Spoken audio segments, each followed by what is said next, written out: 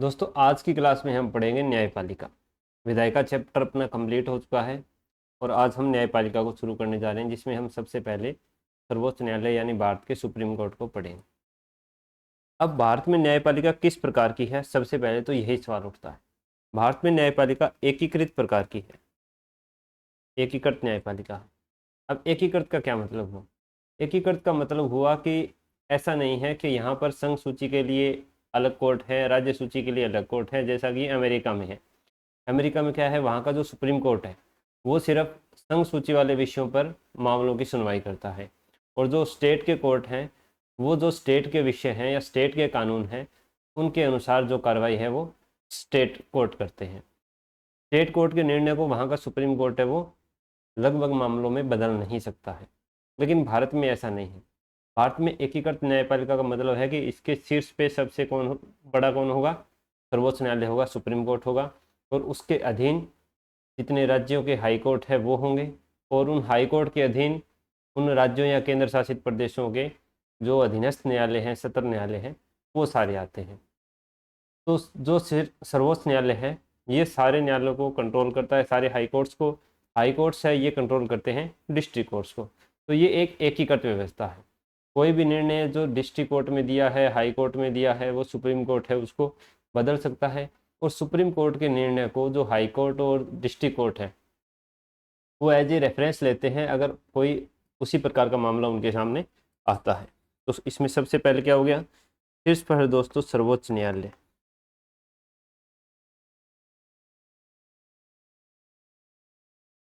इसके नीचे क्या आ जाएंगे? इसके नीचे विभिन्न राज्यों के हाई कोर्ट।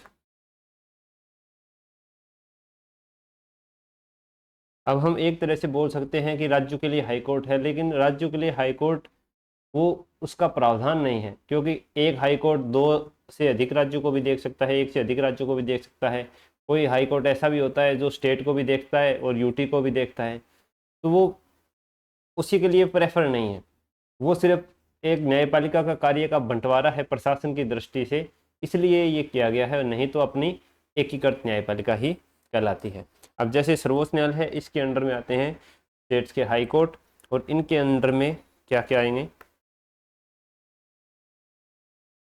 सारे डिस्ट्रिक्ट कोर्ट आएंगे।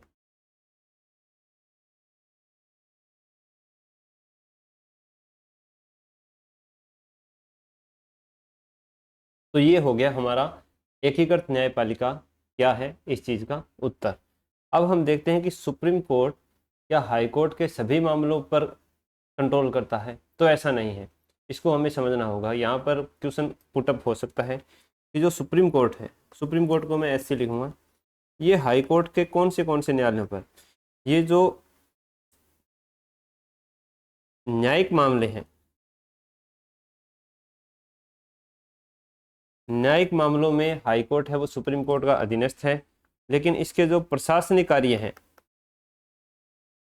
प्रशासनिक कार्य, ये हाई कोर्ट स्वतंत्र है अपने तरह से करने के लिए। यानी प्रशासनिक कार्य अगर किसी हाई कोर्ट के हैं तो उसमें सुप्रीम कोर्ट दखल अंदाजी नहीं करता है कि वहाँ कितने कर्मचारी चाहिए, किस प्रकार से कर्मचारी हैं, उनका चयन होगा, ये सब वो हाई कोर्ट खुद देखता है।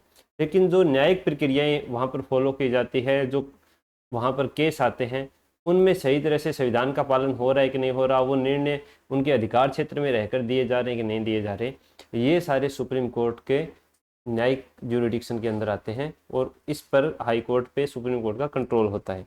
तो प्रशासनिक कार्य में सुप्रीम कोर्ट उन पर नियंत्रण नहीं है, वो अपना स्वतंत्र है, लेकिन न्यायिक मामलों में सुप्रीम कोर्ट का हाई कोर्ट पर नियंत्रण होता है। तो क्या जो हाई कोर्ट के नीचे डिस्ट्रिक्ट कोर्ट होते हैं, इन पर भी हाई कोर्ट का ऐसा ही होता है कि सिर्फ न्यायिक मामलों में होगा, लेकिन प्रशासनिक मामलों में नहीं होगा? ऐसा नहीं है। हाई कोर्ट के अंडर जो डिस्ट्रिक्ट कोर्ट आते हैं, जिला न्यायालय जिसे हम जिला एवं सत्र न्यायालय बोलते हैं, उसमें वो न्यायिक भी कंट्रोल में होते हैं हाई कोर्ट के, और जो प्रशासनिक कार्य हैं उनको भी हाई कोर्ट है वो कंट्रोल करता है। तो ये यहाँ पर मामला थोड़ा समझने वाला है कि हाई कोर्ट अपने प्रशासनिक कार्यों के लिए तो स्वतंत्र है, लेकिन न्यायिक मामले में सुप्रीम कोर्ट का उसके ऊपर कंट्रोल होता है। लेकिन जो डिस्ट्रिक्ट कोर्ट है उसके ऊपर हाई कोर्ट का न्यायिक और प्रशासनिक मामले हैं उनमें संपूर्ण कंट्रोल होता है। अब यहाँ पर हम थोड़ा सा देख लेते हैं कि जो डिस्ट्रिक्ट कोर्ट है, जिसको हम जिला एवं सत्र न्यायालय बोलते हैं ना, डिस्ट्रिक्ट एंड सेशन कोर्ट, तो इसमें जिले का क्या और सत्र न्यायालय, इसमें क्या अंतर है, क्या मतलब है? दोनों एक ही न्यायालय होते हैं और लगभग एक ही जज होता है जो सुनवाई करता है अलग अलग मामलों की। लेकिन जब वो किसी सिविल मामले की सुनवाई कर रहा होता है, मामला आपराधिक प्रकार का नहीं है, यानी चोरी, डकैती, हत्या, बलात्कार, इस प्रकार का मामला नहीं है, तो उस समय हम बोलते हैं कि जिला न्यायालय में हियरिंग चल रही है, डिस्ट्रिक्ट कोर्ट में हियरिंग चल रही है। और जब मामले होते हैं, आपराधिक मामले होते हैं, मृत्यु जैसे मर्डर का हो गया, चोरी का हो गया, बलात्कार का हो गया, तो उसमें हम बोलते हैं कि सेशन कोर्ट में हियरिंग चल रही है। तो जिला न्यायालय में सिविल मामले जैसे कोई तलाक का मामला हो गया, उत्तराधिकार का मामला हो गया, जमीन जायदाद वाला मामला हो गया, तो वो डिस्ट्रिक्ट कोर्ट में। हत्या का मामला है या चोरी डकैती का है तो वो सेशन कोर्ट में। तो ये अंतर होता है जिला एवं सत्र न्यायालय में। वही जज अगर सिविल न्यायालय सुनेगा तो डिस्ट्रिक्ट जज, और वही जज अगर आपराधिक मामले सुनेगा तो सेशन जज उसको बोलते हैं। तो ये हो गया इनकी थोड़ा सा प्रशासनिक ढांचा। अब देखते हैं कि इसके अनुच्छेद क्या क्या दिए गए हैं अपने संविधान में। संविधान में क्या क्या प्रावधान है? तो संविधान में जो संघ अपना विषय है, भाग 5 में, उसके अंदर संघ की कार्य न्यायपालिका नाम से शीर्षक दिया गया है। अनुच्छेद 124 से लेकर 147 तक संघ की न्यायपालिका। संघ की न्यायपालिका यानी सुप्रीम कोर्ट। तो सर्वोच्च न्यायालय के कौन से अनुच्छेद हो गए? अनुच्छेद 124 से 147 तक इसके बारे में बताया गया है। सबसे ज़्यादा जो इस पे हमें जोर देना है, पढ़ना है, वो लगभग अनुच्छेद 124 में है, जिसमें इसकी नियुक्तियाँ, कार्यकाल, ये सारी चीज़ें दी गई हैं। दूसरा, हम अगर राज्यों का देखें तो राज्यों का दिया गया है, इसका उल्टा कर लो, 214 से लेकर के 232 में। ये हो गए हाई कोर्ट के बारे में। अधीनस्थ न्यायालयों का हमारे आरएस के सिलेबस में है ही नहीं पॉइंट, तो कोई ज़रूरी नहीं याद रखना में। ठीक है, ये हो गया। अब हम देखते हैं अपने सुप्रीम कोर्ट का ढांचा, कि सुप्रीम कोर्ट किस प्रकार से कार्य करता है, उसमें जजों की नियुक्ति किस प्रकार से होती है। तो सबसे पहले सुप्रीम कोर्ट हो गया, कौन से अनुच्छेद में? अनुच्छेद 124। अनुच्छेद 124 में क्या कहा गया है? अनुच्छेद 124 में कहा गया है कि भारत का एक सर्वोच्च न्यायालय होगा, जिसमें न्यायाधीशों की नियुक्ति है वो राष्ट्रपति के द्वारा की जाएगी। अब सुप्रीम कोर्ट में कितने जज हो सकते हैं? तो जब हमारा संविधान लागू हुआ था, यानी 26 जनवरी 1950, उस समय ये बताया गया था कि एक मुख्य न्यायाधीश होगा और 7 अन्य न्यायाधीश होंगे, यानी टोटल कितने थे? 8। लेकिन संसद बाद में विधि बना करके और इन न्यायाधीशों की संख्या है वो बढ़ा सकती है। न्यायाधीशों की संख्या संसद घटा नहीं सकती है।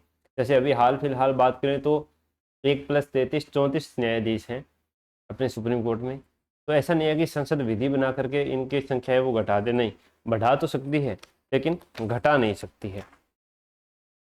अब रचना कैसे होगी इसकी? रचना, सुप्रीम कोर्ट की रचना, सुप्रीम कोर्ट की रचना में होगा सीजेआई, यानी एक मुख्य न्यायाधीश और अन्य न्यायाधीश। ठीक है, एक सीजेआई होंगे और बाकी सारे अन्य न्यायाधीश होंगे।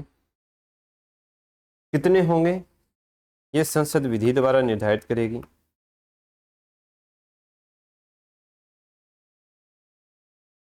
ठीक है,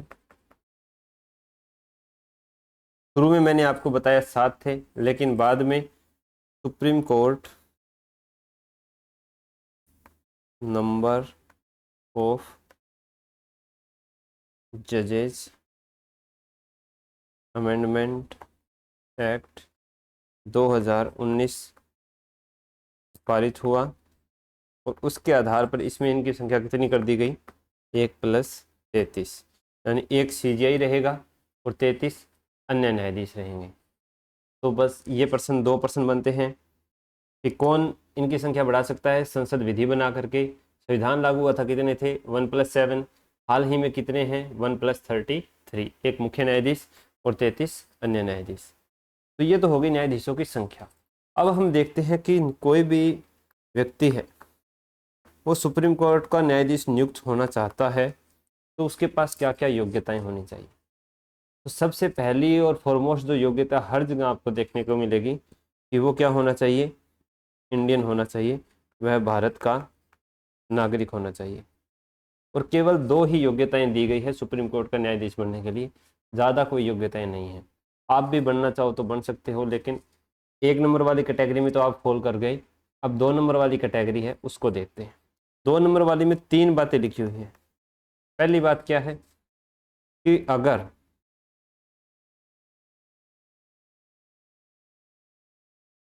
वह एक या एक से अधिक हाई कोर्ट में 5 वर्ष तक न्यायाधीश रहा हो।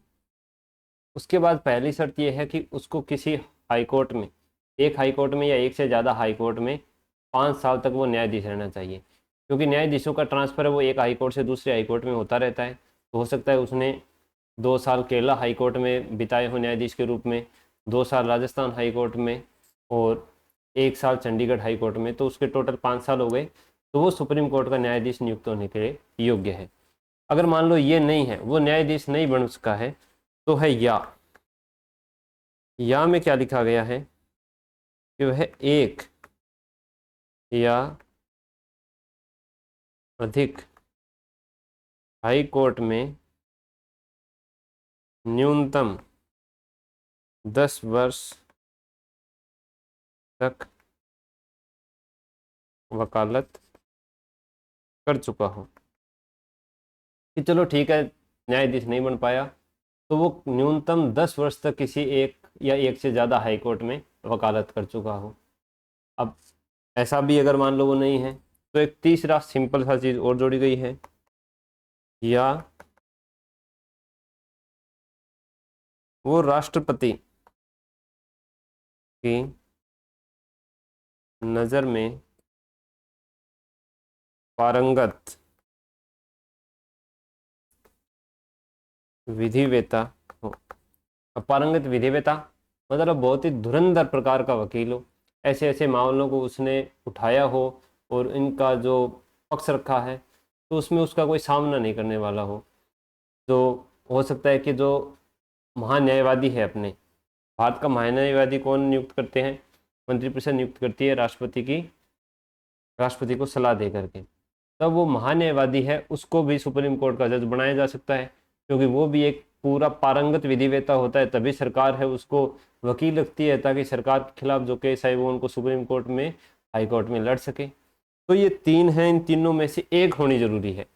या तो वो किसी हाई कोर्ट में 5 वर्ष तक जज रह चुका हो, या वो किसी हाई कोर्ट में 10 साल तक वकालत कर चुका हो, या वो राष्ट्रपति की नज़र में पारंगत विधिवेता हो। तो इन 2 योग्यताएं को अगर कोई फुलफिल करता है तो वो सुप्रीम कोर्ट का न्यायाधीश बनने के योग्य है। ठीक है, अगर मान लो वो सुप्रीम कोर्ट का न्यायाधीश बनेगा तो उसका कार्यकाल कितना होगा? कार्यकाल कितना होगा? 65 वर्ष। अब यहाँ पर कई बार ऑप्शन में आरएस में तो नहीं देगा, लेकिन छोटे एग्जाम उनमें दे से देता है कि कार्यकाल 65 वर्ष। तो ये 65 वर्ष नहीं है, ये 65 वर्ष की आयु तक वो अपने पद पर बने रह सकते हैं। ये हो गया उनका कार्यकाल। वे चाहे कभी ज्वाइन किया हो, लगभग तो 55 साल के बाद ही नियुक्त करते हैं उसको, तो वो 65 वर्ष की आयु तक सुप्रीम कोर्ट में न्यायाधीश के पद पर बना रहता है। जैसे ही उसकी 65 वर्ष पूर्ण होगी वो अपने पद से मुक्त हो जाएगा। अब देख लेते हैं इसका वेतन। वेतन के बिना तो काम चलेगा नहीं। वेतन कितना मिलता है? तो इसमें सीजेआई और जो अन्य न्यायाधीश हैं उनको थोड़ा अलग वेतन है। सीजेआई है, मुख्य है, तो उनको थोड़ा ज़्यादा मिलेगा।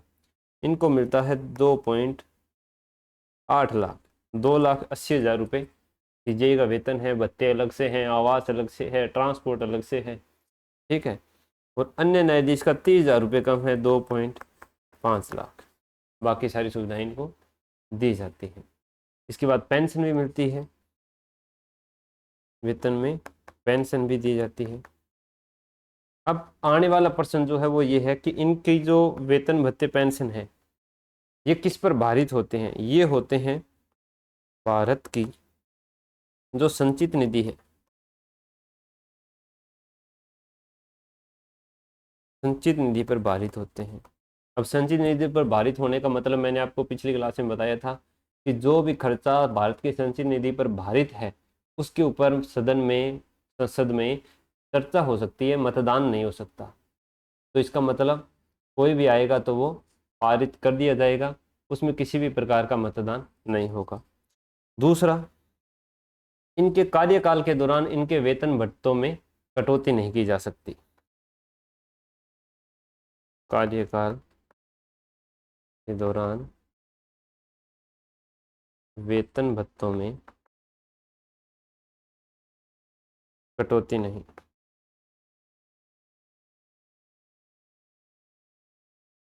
मान लो किसी न्यायाधीश ने सुप्रीम कोर्ट का न्यायाधीश बन गया, उसके बाद अगर कोई नियम कानून बन रहा है जिसमें इनका वेतन कम हो रहा है, तो जो फिलहाल न्यायाधीश बन चुके हैं ना उनका वेतन कम नहीं होगा। उस नियम के लागू होने के बाद में जो न्यायाधीश आएंगे उनका होगा। कार्यकाल के दौरान किसी भी प्रकार के वेतन भत्ते में कमी नहीं की जाएगी। तो क्या ये कमी नहीं की जाएगी ये आत्यांतिक है, एब्सोल्यूट है? ऐसा नहीं है। एक मामला ऐसा है जिसमें उनके वेतन भत्तों में कटौती की जा सकती है, और वो है अगर वित्तीय आपातकाल देश में लग जाए। कब? वित्तीय आपातकाल। अगर वित्तीय आपातकाल लग गया, वित्तीय आपातकाल कब लगता है? 352 में युद्ध बाह्य आक्रमण सशस्त्र, 356 में राज्य में राष्ट्रपति शासन, और 360 में वित्तीय आपातकाल। 4-4 के गैप पे याद रखना है।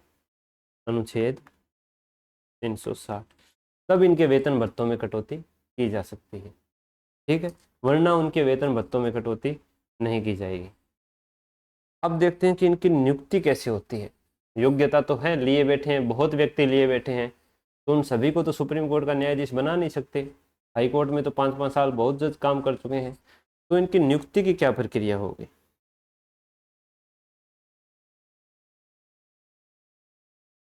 इनकी नियुक्ति होती है दोस्तों कॉलेजियम पद्धति से। कॉलेजियम पद्धति। अब कॉलेजियम पद्धति क्या होती है? कॉलेजियम पद्धति का मतलब ये तो है नहीं कि वो कॉलेज में जाएंगे फिर वहां पर चुनाव लड़ेंगे, तो उनको ऐसा कुछ नहीं। कॉलेजियम का मतलब होता है एक पैनल, कोई पैनल बनेगा और वो डिसाइड करेगा कि किसको न्यायाधीश बनाना है। फिर वो न्यायाधीश का नाम किसके पास जाएगा? राष्ट्रपति के पास, और फिर राष्ट्रपति है वो उसको नियुक्त करेगा। ये मोटा मोटी कॉलेजियम सिस्टम है। अब इसको समझते हैं हम डीप में। तो क्या कॉलेजियम पद्धति हमारे संविधान के कौन से अनुच्छेद में दी गई है? कि संविधान का कोई ऐसा अनुच्छेद है जो कॉलेजियम पद्धति बताता है? संविधान में ऐसा कहीं नहीं लिखा गया है। तो कॉलेजियम पद्धति है ये संविधान में नहीं दी गई है। तो कहाँ दी गई है? अगर कोई चीज़ संविधान में दी गई है और न्यायपालिका से संबंधित मामला है, सुप्रीम कोर्ट के जजों का मामला है, तो भाई किस हिसाब से करते हैं? ये कॉलेजियम पद्धति देन है किसकी? स्वयं न्यायपालिका की। जो जुडिशरी है ना, उन्होंने ही बताया है कि हमें कॉलेजियम पद्धति से ही जजों को नियुक्त करना है। तो संविधान में कुछ नहीं कहा गया। संविधान में कहा गया है, संविधान के आर्टिकल 124 में कहा गया है। क्या कहा गया है? कि सुप्रीम कोर्ट के सीजेआई की नियुक्ति में प्राइम मिनिस्टर ऐसे न्यायाधीशों से परामर्श करेगा जो वह उचित समझे, लेकिन सुप्रीम कोर्ट के अन्य न्यायाधीशों की नियुक्ति में सीजेआई से परामर्श करना आवश्यक है। मतलब हो गया इसका कि अगर सीजेआई की नियुक्ति करनी है तो अन्य न्यायाधीशों से परामर्श करेगा राष्ट्रपति, और अन्य न्यायाधीशों की नियुक्ति करनी है तो सीजेआई से परामर्श करना जरूरी है। तो इस आर्टिकल में 3 बात मुख्य रूप से निकल के आती है। कौन सी 3 बातें? एक तो आती है कि न्यायाधीशों की नियुक्ति कौन करेगा, चाहे किसी की परामर्श से करो, राष्ट्रपति करेगा। न्यायाधीशों की नियुक्ति किसके हाथ में है, राष्ट्रपति के हाथ में है। दूसरी बात क्या निकल के आई कि अगर सीजेआई की नियुक्ति करनी है तो प्रेसिडेंट सुप्रीम कोर्ट के अन्य न्यायाधीशों से परामर्श करेगा। सीजेआई की नियुक्ति में प्रेसिडेंट अन्य न्यायाधीशों से परामर्श करेगा। और अगर अन्य जजों की नियुक्ति करनी है, न्यायाधीश बड़ा हो जाता है, मैं जज लिख दिया करूँगा, तो प्रेसिडेंट सीजीआई से जरूर परामर्श करेगा। सही है ना? ये लिखा है अनुच्छेद 124 में। तो फिर ये कॉलेजियम पद्धति कैसे आ गई, इसको हम अब समझते हैं। अब जैसे आर्टिकल 124 में लिख दिया कि जजों की नियुक्ति राष्ट्रपति करेगा, राष्ट्रपति किसका अंग है, कार्यपालिका का अंग है, तो जुडिशरी में नियुक्तियां किसके हाथों में आ गई, कार्यपालिका में। अब परामर्श करेगा तो जरूरी नहीं है ना, ये तो संविधान में लिखा नहीं कि वो परामर्श बाध्यकारी होगी, क्योंकि मंत्रिपरिषद तो है नहीं, जजों से परामर्श करनी है। तो इसका मतलब राष्ट्रपति अपने मर्जी से करेगा, यानी मंत्रिपरिषद की मर्जी से करेगा। तो प्रेसिडेंट नियुक्ति करेगा किसकी, प्रेसिडेंट में शक्ति निहित हो गई, और शक्ति प्रेसिडेंट में है यानी कार्यपालिका में है, मंत्रिपरिषद में। ये कब का प्रावधान है, ये हो गया 26 जनवरी 1950 की बात, कि जजों की नियुक्ति कार्यपालिका जिसको चाहेगी उसको जज बनाएगी। किसी भी प्रकार की उसकी जो प्रभावी योग्यता है, यानी जो उसका क्या बोलते हैं, एक ये नहीं देखेगी कि वो कितना बढ़िया विधिवेता है, क्या है, वो जो डिसाइड करेगी मंत्रिपरिषद राष्ट्रपति, उसी को बनाया जाएगा, चाहे बाकी जज हैं वो किसी भी प्रकार की सलाह देते रहे। अब 26 जनवरी 1950 में कौन थे, नेहरू थे। नेहरू बहुत सही आदमी थे, स्वतंत्रता आंदोलन में भाग लिया हुआ था, तो वो लोकतंत्र को बहुत अच्छे से समझते थे और उनका लोकतंत्र में बहुत विश्वास भी था। जैसे एकीकरण हुआ था तो उस समय सबसे विलय पत्र लेके ही हमारे देश में इनका एकीकरण किया गया था, विलय किया गया था, ये नहीं है किसी के साथ जोर जबरदस्ती की गई हो। तो नेहरू के कार्यकाल में जो सीजीआई बनता था उसमें ये परंपरा विकसित हो गई कि राष्ट्रपति नियुक्त करेंगे, जो जज परामर्श देंगे उसी के आधार पर नियुक्त कर देंगे, और सीजेआई किसको बनाएंगे, सीजेआई बनाएंगे जो सबसे सीनियर व्यक्ति है, सीनियर जज है उसको। तो यहाँ वरिष्ठता का नियम है वो चलता रहा 1950 से। कब तक चला, जब तक नेहरू की मृत्यु नहीं हो गई, नेहरू की मृत्यु हुई 1964 तक। अब 1964 में कौन आए, लाल बहादुर शास्त्री जी आए, वो भी काफ़ी बढ़िया व्यक्ति थे। वो कब तक रहे, वो 2 साल रहे थे 1966 में। तो यहाँ पर भी जजों की नियुक्तियां हैं वो विवाद रहित रही। जजों की नियुक्तियां विवाद रहित, कि कार्यपालिका के अंदर शक्ति तो नहीं थी लेकिन वो ज़्यादा इसमें हस्तक्षेप नहीं करती थी। राष्ट्रपति है वो न्यायाधीशों से परामर्श करते थे, न्यायाधीश वरिष्ठता के आधार पर सीजीआई बना देते थे, और बाकी जज भी वरिष्ठता के आधार पर सुप्रीम कोर्ट के न्यायाधीश बना दिए जाते थे। कार्यपालिका का इसमें कोई ज़्यादा हस्तक्षेप नहीं था। कब तक, 1966 तक। मेन मुद्दा कब आया, जब आई नेहरू जी की बेटी इंदिरा गांधी। अब इंदिरा गांधी आती है तो उसने 2 बार इस वरिष्ठता के नियम का उल्लंघन किया, कि सीनियर तो है कोई जज, लेकिन उस सीनियर जज को ना बना करके जूनियर जज हैं सुप्रीम कोर्ट के, उसको सीजीआई नियुक्त कर दिया। कब कब हुआ, एक बार हुआ ये 1973 में। 3 सीनियर जज थे, एक थे शेलर, एक थे ग्रोवर और एक थे हेगड़े। 4 नंबर पे आते थे एन रे। तो इन्होंने इन 3 जज हैं इनको बाईपास करते हुए एन रे को क्या नियुक्त कर दिया, सीजीआई। किस हिसाब से कर दिया, कि बताओ भाई संविधान में कहीं लिखा है कि वरिष्ठता का नियम पालन करना है, तो संविधान में तो ये कहीं नहीं लिखा होगा कि वरिष्ठता के आधार पर सीजीआई नियुक्त करना है, ना कोई ऐसा संसद ने कानून बनाया है। क्योंकि ये कार्यपालिका में निहित है शक्ति, तो हम इन तीन को बाईपास करते हुए ए एन रे को सीजीआई बनाएंगे। अब ए एन रे को सीजीआई क्यों बनाया और तीन को बाईपास क्यों किया? क्योंकि 1973 का एक मामला बहुत ज़्यादा चर्चा में रहा है, और वो है केशवानंद भारती विवाद। केशवानंद भारती मामला 1973, इसका जो निर्णय दिया था वो 13 जजों की बेंच ने दिया था, जो आज तक की सबसे बड़ी बेंच है, 13 जजों की बेंच। उसमें मामला किसके पक्ष में आया था? केशवानंद भारती के पक्ष में आया था, सरकार के खिलाफ आया था, और वो मामला 7-6 से सरकार के खिलाफ आया था। तो ये जो 7 जज थे, इनके अंदर 3 ये थे जो सेलर, ग्रोवर और हेगड़े थे, जिन्होंने सरकार के विपक्ष में मतदान किया, एक तरह से बोल सकते हैं। और जो ये छठे 6 थे, इनमें एक बंदे थे ए एन रे, जिन्होंने सरकार के पक्ष में बोला था, मूल ढांचे को एक तरह से नहीं बताया था। तो इन्होंने पक्षपात करते हुए इंदिरा गांधी ने ए एन रे को सीजीआई नियुक्त कर दिया। इसके बाद 1975 में लग गया आपातकाल। तो इसके अंदर एक बार फिर वरिष्ठता के नियम का उल्लंघन हुआ। ये कैसे हुआ? इस समय 2 थे जो वरिष्ठता के आधार पर सबसे वरिष्ठ थे, एच आर खन्ना, जिनका सीजीआई बनना लगभग तय था, और दूसरे थे बेग, हमीदुल्ला बेग थे, शायद हमीदुल्ला ही नाम है।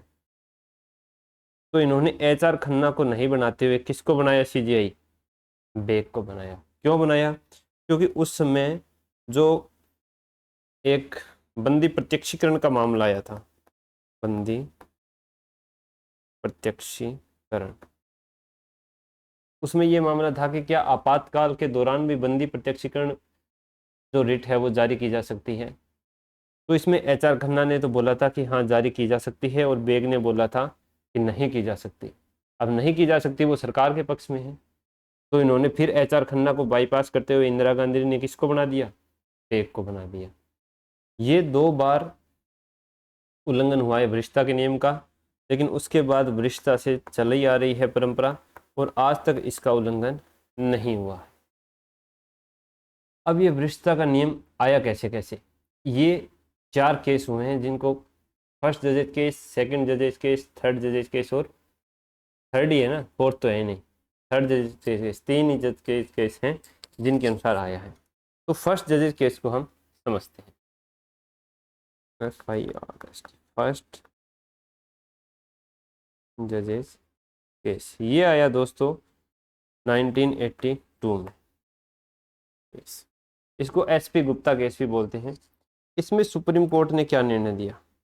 इसमें सुप्रीम कोर्ट ने निर्णय दिया, यही आया था कि न्यायाधीशों की नियुक्ति किस प्रकार की जाए। ठीक है, क्योंकि कोई एक प्रक्रिया थी नहीं, पारदर्शी प्रक्रिया, जिससे न्यायाधीशों की नियुक्ति है वो पारदर्शी तरीके से होती रहे। तो इन्होंने बताया कि जो सुप्रीम कोर्ट के जजों की नियुक्ति है वो कार्यपालिका में निहित है। सुप्रीम कोर्ट की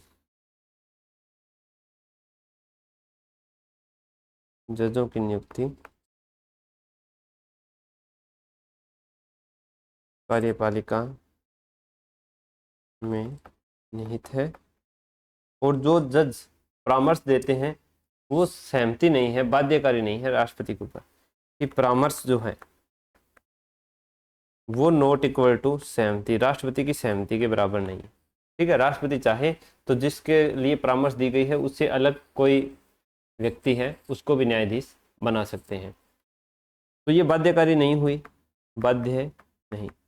ये था फर्स्ट जज केस, यानी एसपी गुप्ता केस 1982। दूसरा केस आता है इसके 11 साल बाद 1993 में, जिसको क्या बोलते हैं? सेकंड जजेस केस 1993। इसमें सुप्रीम कोर्ट ने क्या निर्णय दिया?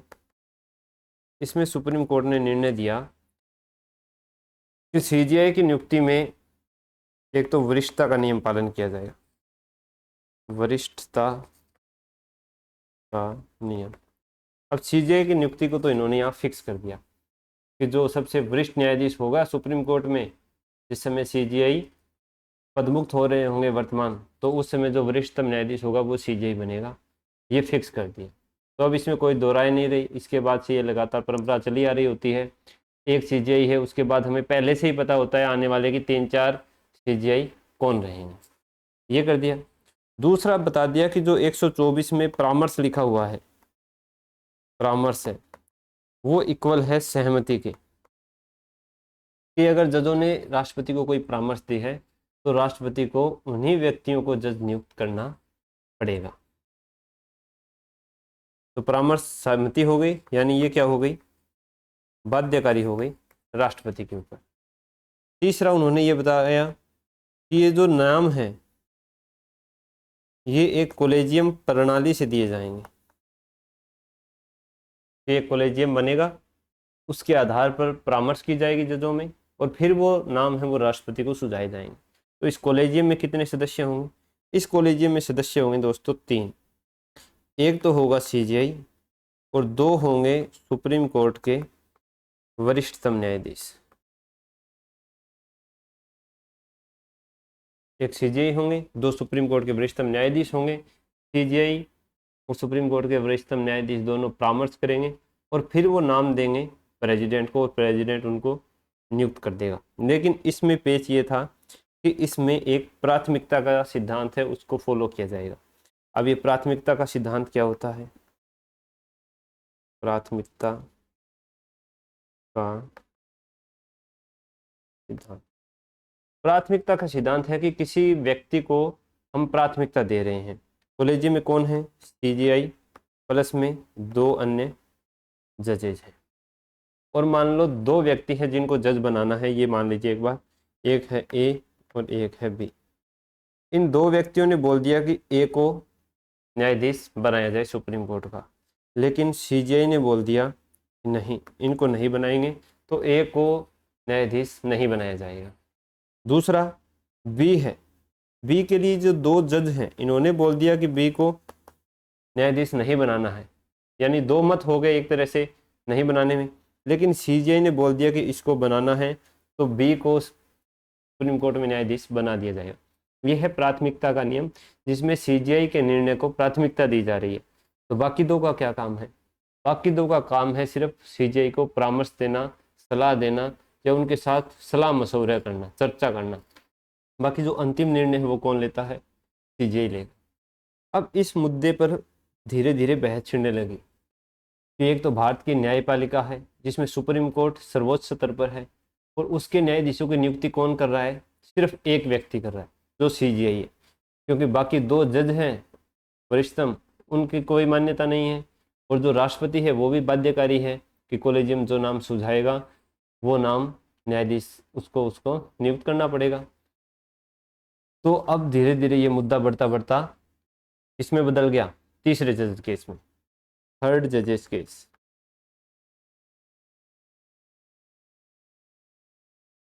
थर्ड जजेस केस कब आया, 1998 में। ये आया उसके 5 साल बाद। ये तो सही नहीं है कि जो सुप्रीम कोर्ट के सारे न्यायाधीश हैं उसको सिर्फ एक व्यक्ति ही डिसाइड कर रहा है, तो ये कहीं तरह से पक्षपात भी हो सकता है, दबाव में आकर भी किया जा सकता है। तो इसमें थोड़ा सा क्या होना चाहिए, परिवर्तन होना चाहिए और पारदर्शिता और बढ़ानी चाहिए। तो थर्ड जज केस में सुप्रीम कोर्ट ने कॉलेजियम प्रणाली में कुछ चेंज किया, कॉलेजियम प्रणाली। अब सुप्रीम कोर्ट में क्या कॉलेजियम प्रणाली में चेंज हुआ, उन्होंने बताया कि जो कॉलेजियम है इसमें टोटल कितने सदस्य होंगे, 5 सदस्य होंगे। कौन कौन, एक तो होगा सीजेआई और 4 होंगे अन्य जो सुप्रीम कोर्ट के जज होंगे वरिष्ठतम, और इसमें निर्णय बहुमत से लिया जाएगा, बहुमत से निर्णय लिया जाएगा। लेकिन इसका मतलब ये नहीं है कि बहुमत से निर्णय लिया जा रहा है तो वहाँ पर सीजेआई का जो निर्णय है उसको बाईपास कर दोगे, तो सीजेआई की सहमति अनिवार्य है।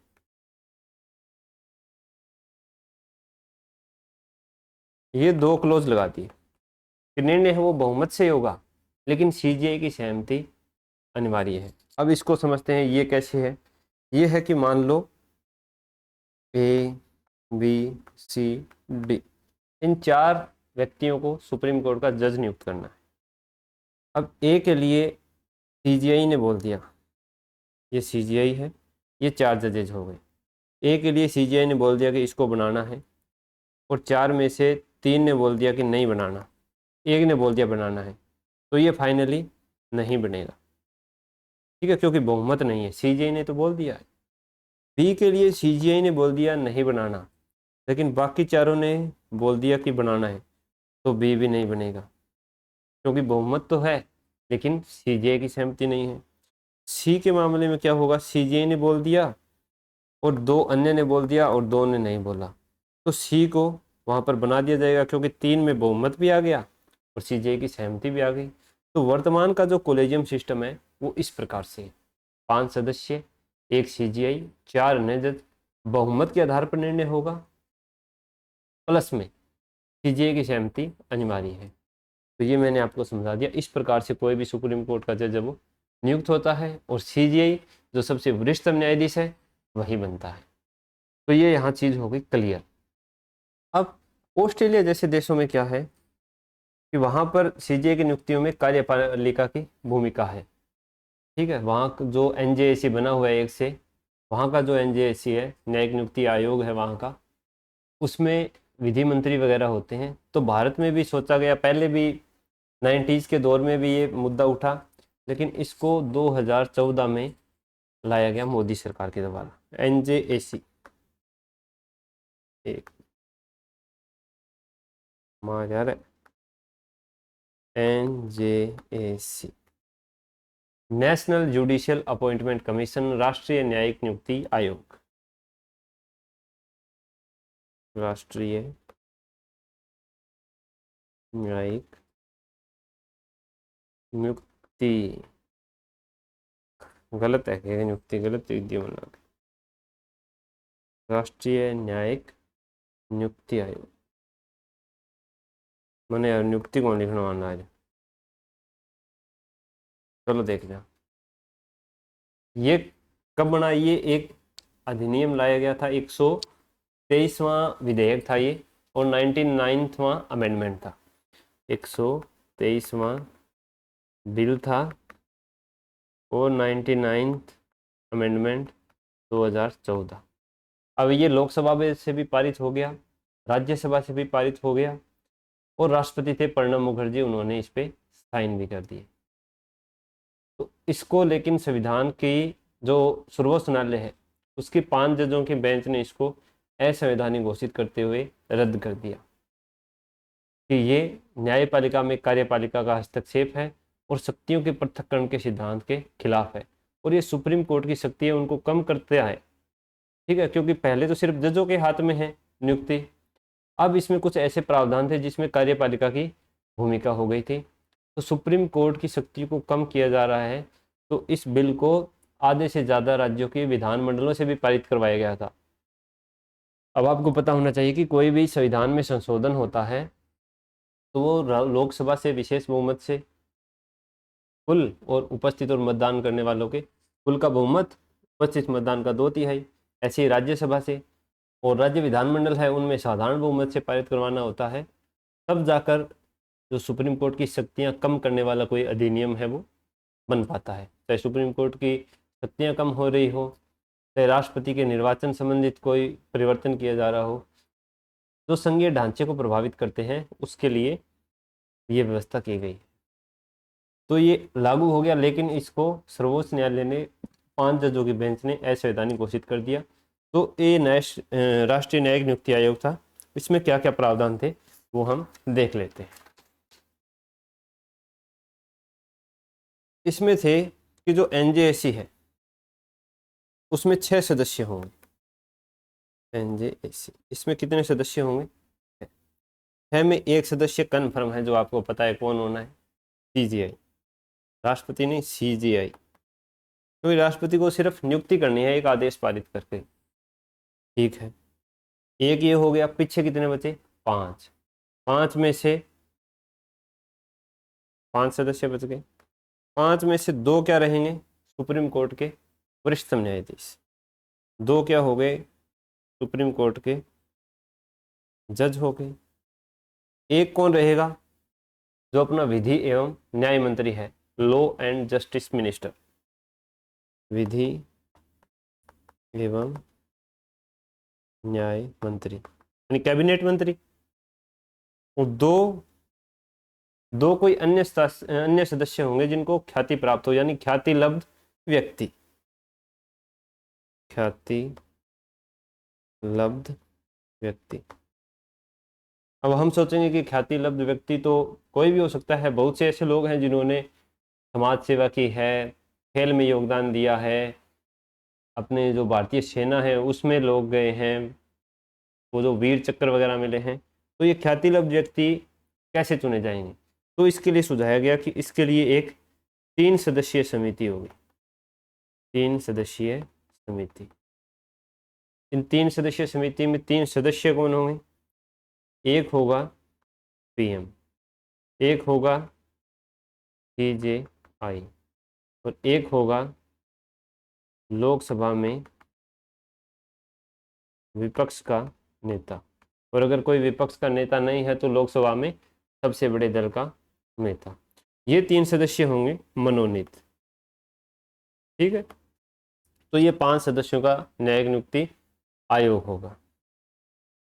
तो ये जो एनजेसी वाला अमेंडमेंट था, ये कौन से आर्टिकल में किया गया था, ये आर्टिकल 124 में किया गया था, क्योंकि ये सारे प्रावधान आर्टिकल 124 में दिए गए हैं।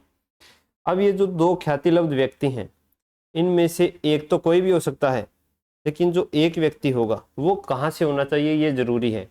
वो या तो एससी का होना चाहिए, अनुसूचित जाति से, या एसटी अनुसूचित जनजाति से, या ओबीसी अन्य पिछड़े वर्ग से, या माइनॉरिटी अल्पसंख्यक वर्ग से, या वीमेन होनी चाहिए, कोई महिला होनी चाहिए।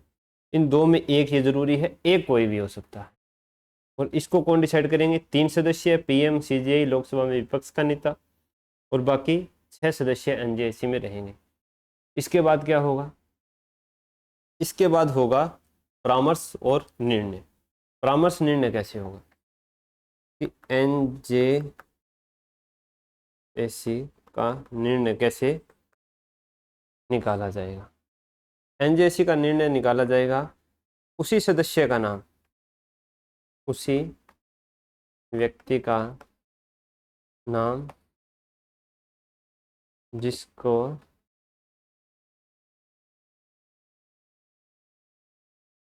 कम से कम 5 सदस्य समर्थन करें। यानी वही व्यक्ति सुप्रीम कोर्ट के न्यायाधीश बनेगा इसमें एनजेसी के 6 सदस्यों में से 5 सदस्य मोहर लगा देंगे। अब लेकिन एनजेसी में इस बात को दूसरी तरह घुमा कर दिया हुआ है कि कोई भी ऐसा व्यक्ति न्यायाधीश बनने के योग्य नहीं होगा जिनके लिए एनजेसी के किसी भी 2 सदस्यों ने, एक से अधिक सदस्यों ने मना कर दिया हो। एक से अधिक कितने होते हैं, 2 ही होते हैं। 6 में से 2 गए 4, न्यूनतम कितने चाहिए, 5। तो वही है कि वही व्यक्ति है वो न्यायाधीश बनेगा जिसमें कम से कम 5 सदस्य उसका समर्थन कर दें। तो इसके बाद आया 4th जजेज केस। जो मैं बोल रहा था ना कि 3 ही है, ये चौथा भी है, इसको 4th जजेज केस ही बोलते हैं। 4th जजेज केस ये कब आया, ये आ गया था तुरंत 2015 में। इसमें सुप्रीम कोर्ट ने क्या निर्णय दिया, इसमें सुप्रीम कोर्ट ने निर्णय दिया कि ये सुप्रीम कोर्ट में कार्यपालिका का हस्तक्षेप है और इसको क्या किया जाता है, रद्द किया जाता है। तो अब कौन सी प्रणाली चल रही है, अब वही कॉलेजियम प्रणाली चल रही है। कॉलेजियम प्रणाली कौन सी वाली कॉलेजियम प्रणाली कि एक सीजीआई रहेगा और 4 अन्य सदस्य रहेंगे। 5 निर्णय बहुमत से प्लस में सीजीआई की सहमति आवश्यक। तो ये है कॉलेजियम प्रणाली, जिसको समझने में काफ़ी ज़्यादा दिक्कतें आती है, तो मेरे हिसाब से समझ गए होंगे। अब हम देखते हैं कि कॉलेजियम प्रणाली है उसका महत्व क्या है और इस निर्णय का तर्क क्या था। कॉलेजियम प्रणाली का महत्व, या जो ये फोर्थ अमेंडमेंट, फोर्थ जजेस केस था, उसमें निर्णय का महत्व क्या रहा। तो इसमें यही था कि जो कॉलेजियम प्रणाली है ये न्यायपालिका को एक स्थायित्व प्रदान करती है। क्या प्रदान करती है? स्थायित्व प्रदान करती है। और न्यायपालिका की जो स्वतंत्रता है वो संविधान का क्या है? मूल ढांचे के अंदर आता है। और इससे न्यायपालिका की स्वतंत्रता में हस्तक्षेप हो रहा है। न्यायपालिका की स्वतंत्रता कम हो रही है क्योंकि उसमें कार्यपालिका हस्तक्षेप कर रही है, क्योंकि अपना विधि मंत्री वहां पर बैठा दे रही है। तो न्यायपालिका की स्वतंत्रता को बचाने के लिए, न्यायपालिका को स्थायित्व देने के लिए इसको हमने क्या घोषित किया है? अवैध घोषित किया है। तो ये थे चारों जजेज केस। पहला 1900 कितने में? 82। दूसरा 1993। तीसरा 1998। चौथा 2015। 2015 में जो एनजेएससी था उसमें उसको रद्द किया गया। इससे क्या हो जाएगा कि न्यायपालिका में जो नियुक्तियां हैं उनमें राजनीतिकरण घुस जाएगा। राजनीतिकरण। तो इसलिए इसको 99 संविधान संशोधन को रद्द कर दिया। और जो पुरानी कॉलेजियम प्रणाली है वही अभी तक बहाल है। अब हम देखते हैं जजों की पद मुक्ति, कि जज हैं वो किस प्रकार से हटाए जा सकते हैं। जजों की पद मुक्ति। राष्ट्रपति को सिर्फ एक आधार पर हटाया जाता है, संविधान का अतिक्रमण। जबकि जजों को 2 आधार पर हटाया जाता है। इस आंसकरा मजारी जा लिखड़ा है। कितने? 2 आधार। पहला साबित कदाचार, साबित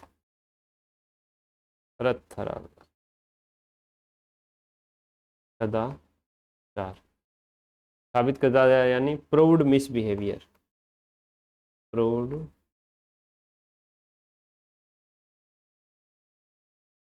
और दूसरा अक्षमता, यानी वो सक्षम नहीं है किसी भी निर्णय वगैरह देने में, या कोई उसको बीमारी हो गई है, स्वास्थ्य ठीक नहीं है उस प्रकार से, तो इनएफिशिएंसी। ये 2 मामले हैं, 2 आधार हैं जिन पर सुप्रीम कोर्ट के न्यायाधीशों को हटाया जा सकता है। अब हटाने की प्रक्रिया क्या होगी? हटाने की प्रक्रिया में सबसे पहले प्रस्ताव लाया जाएगा। प्रस्ताव कहाँ लाया जाएगा? प्रस्ताव हम किसी भी सदन में ला सकते हैं, किसी भी सदन में। सदन यानी लोकसभा या राज्यसभा में। तो क्या सीधे ही प्रस्ताव लाया जाएगा? नहीं, इसके लिए 2 शर्तें पूरी होनी चाहिए। कौन सी?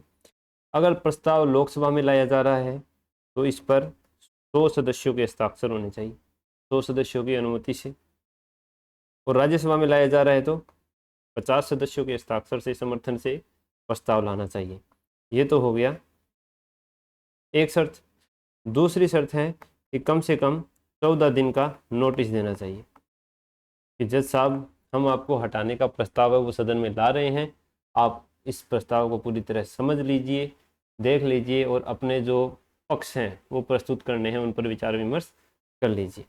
तो 2 शर्तें पूरी होनी चाहिए। लोकसभा में ज़्यादा सदस्य हैं तो 100 का समर्थन चाहिए, राज्यसभा में आधे सदस्य हैं, लोकसभा से आधे से भी कम है तो 50 का समर्थन चाहिए।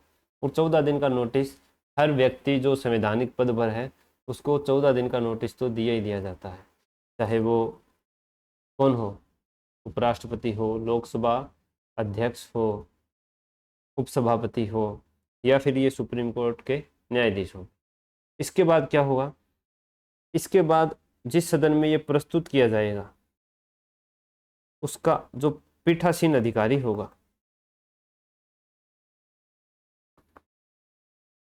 वो एक 3 सदस्यीय जांच समिति का गठन करेगा। वो क्या बनाएगा? एक जांच समिति। जांच समिति में कितने सदस्य होंगे? 3 सदस्य होंगे। ये 3 सदस्य कौन होंगे ये भी पूछ सकता है, क्योंकि आरएस का लेवल है वो दिन ब दिन बढ़ता जा रहा है।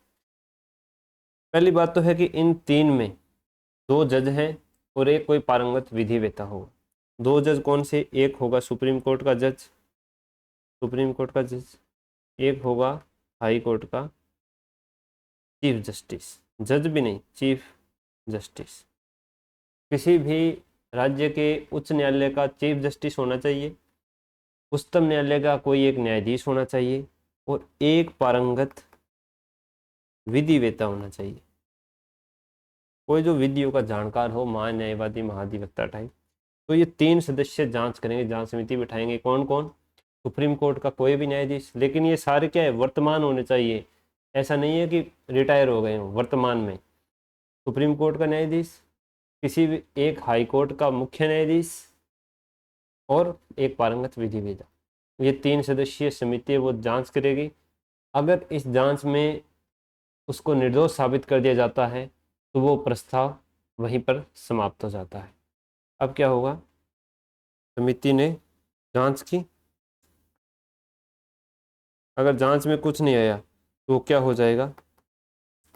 निर्दोष साबित हो गया।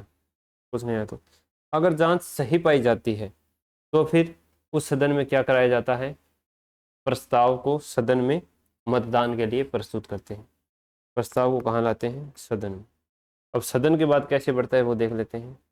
प्रस्ताव आ गया दोस्तों सदन के अंदर, सदन में उसको विशेष बहुमत से पारित कराना है, विशेष बहुमत से पारित। इसके बाद वो क्या जाएगा? दूसरे सदन में, दूसरे सदन में भी उसको क्या करवाना है? विशेष बहुमत से पारित करवाना है। अब अगर दूसरे सदन में भी विशेष बहुमत से पारित हो गया तो फिर राष्ट्रपति आदेश जारी करेंगे और उसको क्या कर देंगे? पद मुक्त कर देंगे,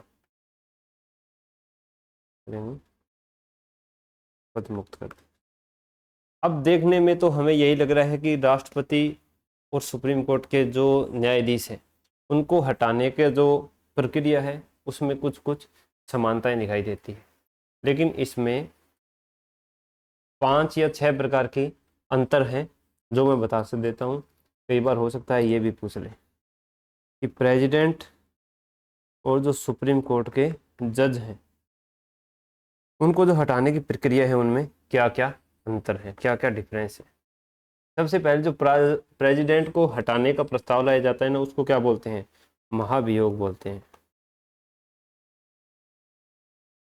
इम्पीचमेंट। और इनको बोलते हैं हटाने का प्रस्ताव। इनमें पद होता है रिमूवल और इसमें क्या होता है? इम्पीचमेंट। ठीक है, एक तो हो गया ये। दूसरा, प्रेसिडेंट को हटाने का प्रस्ताव जिस सदन में लाया जाता है तो उसके कुल सदस्यों का 1/4 का समर्थन होना चाहिए, हस्ताक्षर होना चाहिए। कितने सदस्य? 1/4 सदस्यों का। इसका क्या है? इसका है कि अगर लोकसभा में है तो 100 और राज्यसभा में है तो 50 इनका होना चाहिए। प्रेसिडेंट के लिए किसी भी प्रकार की जांच समिति उसका गठन नहीं किया जाता है, उसको सदन में ही अपना पक्ष प्रस्तुत करना है। लेकिन सुप्रीम कोर्ट के जजों के लिए जांच समिति बनाई जाती है। जांच समिति में कितने सदस्य होते हैं? 3 सदस्य। कौन कौन? सुप्रीम कोर्ट का जज, हाई कोर्ट का मुख्य न्यायाधीश और कोई पारंगत विधि वेता। दूसरा, राष्ट्रपति को हटाने के लिए जो कुल संख्या है उसका 2/3 बहुमत होना जरूरी है, कुल संख्या का 2/3 हर सदन में। लेकिन इसका जो सामान्य 2/3 होता है, कुल का बहुमत प्लस में उपस्थित व मतदान का 2/3 बहुमत, ये होना चाहिए, तभी हम हटा सकते हैं। तो राष्ट्रपति को हटाने के लिए थोड़ी और ज़्यादा शक्ति की जरूरत लगती है। अगर ये बहुमत पारित हो जाता है तो राष्ट्रपति स्वतः पदमुक्त हो जाता है, उसको कोई आदेश वादेश नहीं जारी करना पड़ता, ना ही संसद कोई आदेश जारी करती है, वो स्वतः ही पदमुक्त हो जाता है। लेकिन सुप्रीम कोर्ट के न्यायाधीश के लिए राष्ट्रपति आदेश जारी करता है। तो ये 5 अंतर हैं राष्ट्रपति और सुप्रीम कोर्ट के जजों को हटाने में। तो ये हमने पढ़ लिया इनको हटाने की प्रक्रिया। तो आज तक कितने जजों को हटाया गया है सुप्रीम कोर्ट और हाई कोर्ट में? कितने जजों को हटाया गया है? सुप्रीम कोर्ट में कितने और हाई कोर्ट में कितने? तो आज तक एक भी जज को, चाहे वो सुप्रीम कोर्ट का मान देख लो या हाई कोर्ट का, किसी को नहीं हटाया गया है। नील। तो प्रस्ताव प्रस्ताव लाया गया है। कितनी बार लाया गया है? प्रस्ताव लाया गया है 3 बार। कब कब लाया गया? पहला प्रस्ताव आया था 3 बार प्रस्ताव। पहला आया था वी रामा स्वामी के खिलाफ, जो सुप्रीम कोर्ट में न्यायाधीश थे और इन पर भ्रष्टाचार के आरोप लगे थे। इसमें क्या हुआ कि जांच समिति में इनको दोषी पाया गया, लेकिन बहुमत से पारित नहीं हुआ। क्यों नहीं हुआ? कि उस समय कांग्रेस ने मतदान में भाग नहीं लिया, लेकिन बाद में इन्होंने त्याग पत्र दे दिया था। एक बार तो ये हो गया। दूसरी बार लाया गया था सौमित्र सेन के खिलाफ। सौमित्र सेन सौमित्र सेन कोलकाता हाई कोर्ट में थे। इसमें क्या हुआ? इसमें जांच समिति ने इनको दोषी पाया, तो प्रस्ताव सदन में आए उससे पहले इन्होंने क्या कर दिया? त्याग पत्र दे दिया। त्याग पत्र दे दिया तो अब किस पर चलाया जाएगा? प्रस्ताव। तो वो प्रस्ताव बीच में ही रह गया, तो इनको भी नहीं हटाया गया। तीसरे थे दीपक मिश्रा, जो सीजीआई थे। इनके खिलाफ लाया गया था। इनके खिलाफ कब लाया गया था? इनके खिलाफ लाया गया था जब वेंकैया नायडू राष्ट्रपति थे उपराष्ट्रपति थे, सॉरी, राज्यसभा में लाया गया था। किस लिए? इन पर भी भ्रष्टाचार का आरोप था विपक्ष के सदस्यों के द्वारा। तो 58 सदस्यों ने हस्ताक्षर किए थे इस पे, लेकिन जो भी प्रस्ताव आएगा लोकसभा या राज्यसभा में, वो पीठासीन अधिकारी की अनुमति से ही प्रस्तुत होगा। तो राज्यसभा के पीठासीन अधिकारी थे, यानी सभापति कौन थे? वेंकैया नायडू जी। इन्होंने इस प्रस्ताव को लाने से इनकार कर दिया कि सदन में इसको लाया ही नहीं जाएगा। ठीक है, ये किस लिए लाया गया था? ये इन पर भी कुछ भ्रष्टाचार के आरोप थे।